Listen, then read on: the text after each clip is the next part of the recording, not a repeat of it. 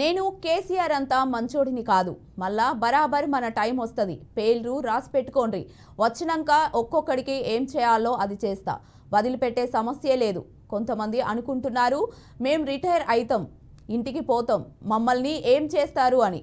Retire అయ్యి వేరే దేశానికి పోయినా రప్పించి తప్పకుండా అన్ని లెక్కలను సెటిల్ చేస్తాం, హిసాబ్ కితాబ్ మొత్తం చూస్తాం. గట్ల ఊరుకునే బాపతు కాదు. ఇదివరకు ఉన్న కథ వేరు, ఇప్పుడున్న కథ వేరు. ఇవన్నీ ఏదో సినిమాలోని డైలాగ్స్లా ఉన్నాయనిపిస్తుంది కదా, కానీ కాదు. ఇవన్నీ కరీంనగర్ సమావేశంలో కేటీఆర్ చేసిన వ్యాఖ్యలు. ఫ్రస్ట్రేషన్లో ఇష్టానుసారంగా కామెంట్స్ చేయగా ఆయన వైఖరిపై పోలీస్ అధికారిక వర్గాల్లో చర్చ కొనసాగుతోంది.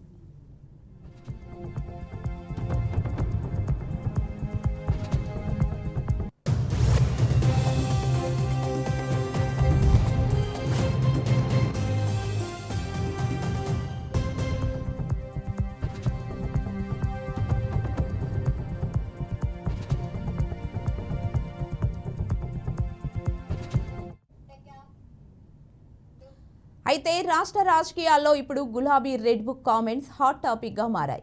గతంలో పొరుగు రాష్ట్రాలకే పరిమితమైన ఈ ప్రస్తావన ఏడాదిన్నర క్రితం అసెంబ్లీ ఎన్నికల వేళ తెలంగాణలోనూ ఫేమస్ అయింది. పలు రాజకీయ పార్టీలు ప్రస్తుతం దీనిని ప్రచార అస్త్రంగా ఎంచుకున్నాయి. తాజాగా బీఆర్ఎస్ వర్కింగ్ ప్రెసిడెంట్ కేటీఆర్ సైతం రెడ్ బుక్ పాట పాడుతున్నారు. సందర్భం వచ్చినప్పుడల్లా పోలీసులు అధికారులకు వార్నింగ్లు ఇస్తున్నారు. అధికారం ఎప్పుడు ఒకరిదే కాదు, మళ్ళీ మా రాజ్యం వస్తుంది, మేము అధికారంలోకి వచ్చాక ఎవరిని వదిలిపెట్టేది లేదు అంటూ ఫైర్ అయ్యారు. పార్టీ వర్కింగ్ ప్రెసిడెంట్ నుంచి మొదలు ఇతర స్థాయి లీడర్ల వరకు రెడ్ బుక్ అంటూ బెదిరింపులకు పాల్పడుతున్నట్లు ప్రచారంలో ఉంది. కేటీఆర్ ఇటీవల 2-3 సందర్భాల్లో పోలీస్ అధికారులపై సీరియస్ అయ్యి ఫ్రస్ట్రేషన్కు లోనయ్యారు. వారిపై ఇష్టానుసారంగా మాట్లాడారు. నేను ఒక్కటే మాటిస్తున్నా మీకు, నేను కేసీఆర్ గారు అంత మంచోని కాదు. మళ్ళా మన టైం వస్తుంది, మళ్ళా బరాబర్ మన టైం వస్తుంది. వచ్చినాక పేర్లు రాసి నేను ఒక్కటే మాటిస్తున్నా మీకు, నేను కేసీఆర్ గారు అంత మంచోని కాదు. మళ్ళా మన టైం వస్తుంది, మళ్ళా బరాబర్ మన టైం వస్తుంది. వచ్చినాక పేర్లు రాసి పెట్టుండ్రి, ఒక్కొక్కరిని ఏమేం చేయాలో అని చేద్దాం, వదిలిపెట్టే సమస్య లేదు. దబ్బన కొంతమంది అనుకుంటారు మేము రిటైర్ అవుతాం, ఇంటికి పోతాం, మమ్మల్ని ఏం బిక్తారు అనుకుంటున్నాము. రిటైర్ అయ్యి వేరే దేశానికి పోయినా రప్పించి తప్పకుండా అన్ని లెక్కలు సెటిల్ చేస్తాం, హిసాబ్ కితాబ్ మొత్తం చూస్తాం. గట్ల ఊకునే బాపత్ కాదు. ఇదివరకున్న కథ వేరు, ఇప్పుడున్న కథ వేరు. నేను ఒక్కటే మాటిస్తున్నా మీకు.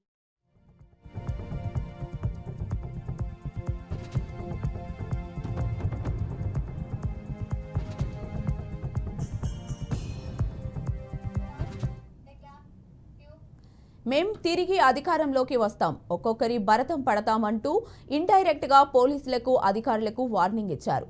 ఎక్కడెక్కడ ఏ కార్యకర్తలు నాయకులు వారితో ఇబ్బందులు పడుతున్నారో వారి పేర్లు రాసి పెట్టుకోండి, మేము సైతం రాసుకుంటాం, ఎవరిని వదిలిపెట్టేది లేదు అంటూ పలుమార్లు హెచ్చరించారు.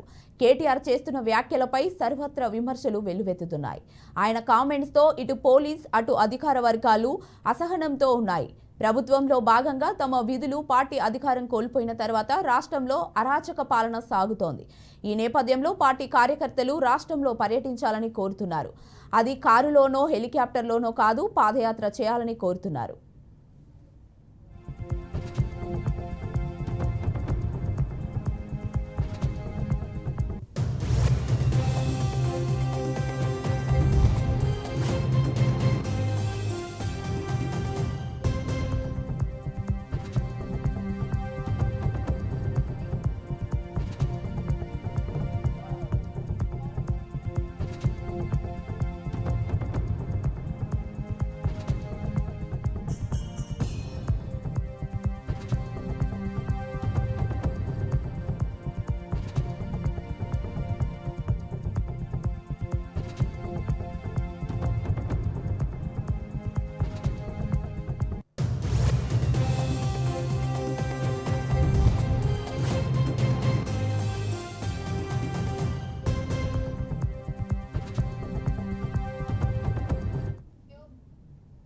వారి అభిప్రాయాల మేరకు నేను పాదయాత్రకు రెడీ అవుతున్నా. పాదయాత్రకు సంబంధించి ఫిజిషియన్స్ సలహాలు తీసుకుంటా.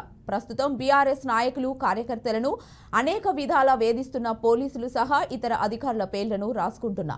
ప్రతి ఒక్కరి పేర్లను గుర్తుపెట్టుకుంటున్నా. పార్టీ నాయకులను వేధిస్తున్న పోలీసులకు తగిన విధంగా ప్రమోషన్లు ఉంటాయి. అధికారం ఎప్పుడూ ఒకరికే శాశ్వతం కాదని వ్యాఖ్యలు చేశారు. తాము విధులు నిర్వహిస్తున్నామని, రాజకీయంగా విభేదాలను తమ పైకి నెట్టడం ఏంటని ఆఫీసర్లు ఆగ్రహం వ్యక్తం చేస్తున్నారు. ప్రభుత్వం చెప్పిన విధంగానే తాము నడుచుకోవాల్సి ఉంటుందని, శాంతి భద్రతలను కాపాడేందుకే తాము ఉన్నామని చెబుతున్నారు. రాష్ట్రంలో అశాంతిని నెలకొల్పి ఇబ్బందులకు గురి చేయాలని చూసిన ఎవరైనా ఎలా వదులుతామని, పలానా వ్యక్తిని టార్గెట్ చేయాలని తమకు మాత్రం ఎందుకు ఉంటుందని ప్రశ్నిస్తున్నారు. వాటిని వ్యతిరేక కోణంలో చూడడం సరికాదన్నారు.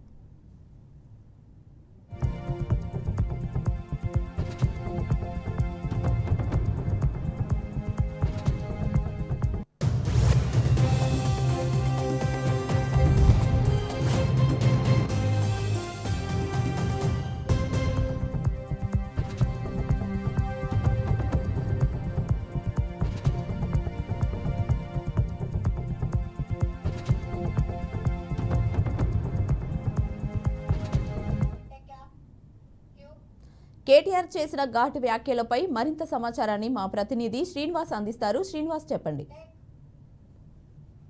తెలంగాణలోని కేటీఆర్ చేసినటువంటి వాక్యాలు ఒక్కసారిగా రాజకీయ దుమారం చెప్పవచ్చు. ఒక ప్రభుత్వాన్ని పైన, అటు ఆ ప్రభుత్వంలో పనిచేస్తున్నటువంటి అధికారుల పైన, పోలీసులు కావచ్చు, అటు ఉన్నత అధికారుల పైన వ్యాఖ్యలు చేయడం పెద్ద ఎత్తున దుమారం లేపుతుందని చెప్పవచ్చు. గతంలో చేసిన విధంగా కాకుండా ఒక్కసారిగా సహనానికి గురై చేసినటువంటి వాక్యాలు, ఒక ప్రభుత్వ అధికారుల మీద సవాల్ చేస్తూ చేసినటువంటి వాక్యాలను ఒక్కసారిగా తెలంగాణలో ఉన్నటువంటి అనేక మంది మేధావులు కూడా వివరిస్తున్నటువంటి పరిస్థితి.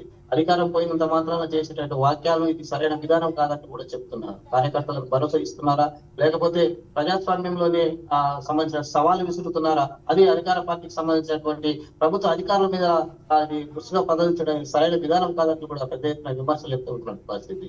ప్రధానంగా చూసుకున్నట్లయితే గత కొన్ని రోజులు కానీ బీఆర్ఎస్ పార్టీ మరోసారి ప్రజలకు వెళ్ళడానికి ప్రయత్నం చేస్తుంది. దీనికి సంబంధించి ఇప్పటికే పూర్తి స్థాయిలోని పాదయాత్ర పేరుతో వాళ్ళ జిల్లాలోని కార్యక్రమాన్ని ప్రారంభించుకున్న క్రమంలోనే కేటీఆర్ ఇలాంటి వ్యాఖ్యలు చేయడం పెద్ద ఎత్తున దుమారం, రాజకీయ దుమారం కావచ్చు, ప్రభుత్వ ఉన్నతాధికారులు పోలీసు శాఖ మీద వచ్చేటటువంటి వాక్యాలు సరైన విధానం కాదంటూ కూడా పెద్ద ఎత్తున రాష్ట్ర వ్యాప్తంగా దుమారం అయితే లేపుతున్నటువంటి పరిస్థితి. ఇలాంటి వాక్యాలను వెనక్కి తీసుకుపోయినట్లయితే ఉన్నతాధికారులే కాకుండా ప్రభుత్వంలో ఉన్నటువంటి అనేక మంది సూచనాపరంగా చెప్తున్నటువంటి మేధావులు కూడా చెప్తున్నారు. ఇలాంటి వాక్యాలు చేయడం వల్ల ప్రజాస్వామ్యంలో ఉన్నటువంటి సామరస్య వాతావరణాన్ని రెచ్చగొడుతూ ప్రజలను యొక్క ఇబ్బంది పెట్టడం తప్పితే వాళ్ళ యొక్క పార్టీ ప్రయోజనాల కొరకు చేయాల్సినటువంటి పనులు చేసుకోవాలి కానీ ఒక ఉన్నతాధికారులని ఇలా దూషించడం కానీ ఇలా సవాల్ విసరడం సరైన విధానం కాదనే కూడా తెలంగాణలో ఒక చర్చ జరుగుతున్నటువంటి పరిస్థితి.